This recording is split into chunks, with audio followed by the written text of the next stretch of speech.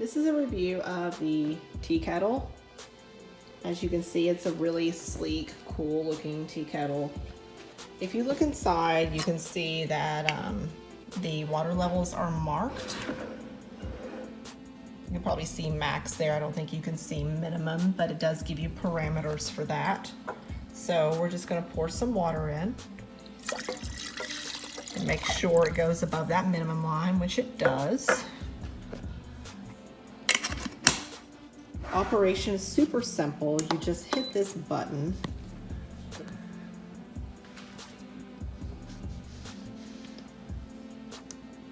Super sleek.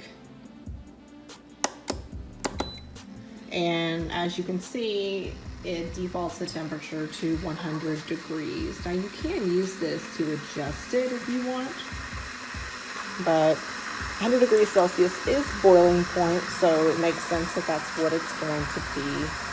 And you can hear that it very rapidly starts to boil the water. So it's pretty quick to have that hot cup of tea, and once it gets there, it remains for a moment and then it shuts off. So it's a safe device. So I feel good about that. And that's pretty much it.